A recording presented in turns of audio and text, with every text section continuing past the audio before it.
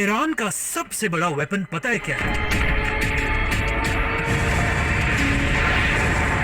नहीं, atom bomb नहीं, बल्कि इस जंग में ईरान का सबसे बड़ा वेपन है the straight of Hormuz.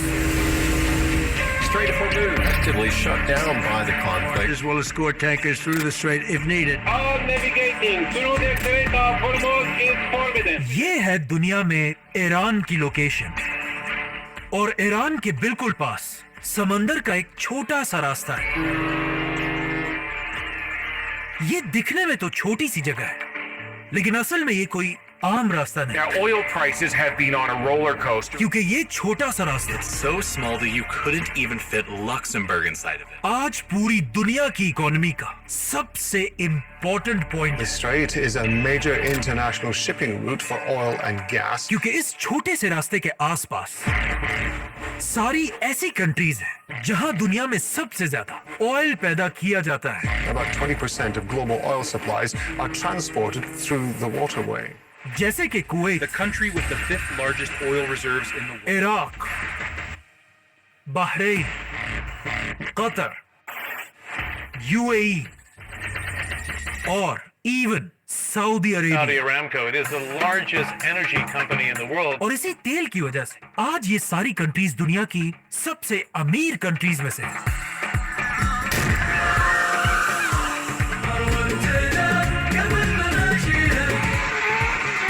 In countries में तेल प्रोड्यूस होने के बाद ये सारा का सारा तेल इसी समंदर के छोटे से रास्ते को क्रॉस करके पूरी दुनिया तक पहुंचता है, जिससे ये सारी कंट्रीज बहुत पैसा कमाती हैं, और फिर इसी तेल से पूरी दुनिया की इकोनॉमी चलती है। हर दिन इस रास्ते से 2 करोड़ से भी ज्यादा ऑयल बैरल्स गुजरते हैं।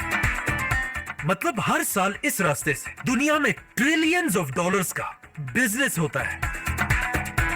मतलब ये रास्ता दुनिया की इकोनॉमी के लिए सबसे ज्यादा इंपॉर्टेंट है।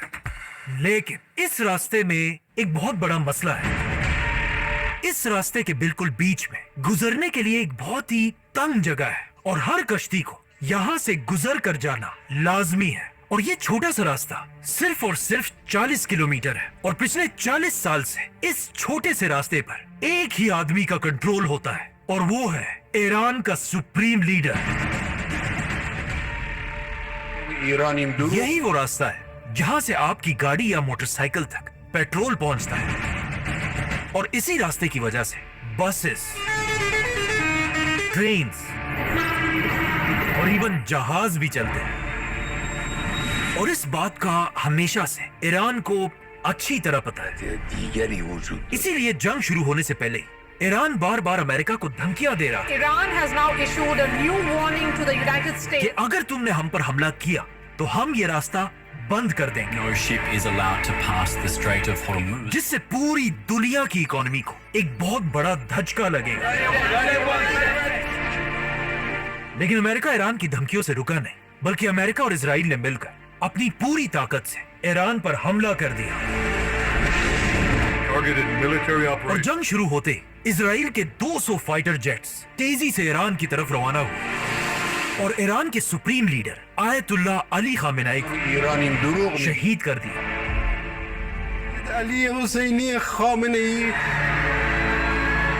अपने सुप्रीम लीडर को खोने के बाद ईरान ने भी अमेरिका और इजराइल को जवाब देना शुरू किया। इजराइल के कई सिटीज पर मिसाइल्स फायर किए।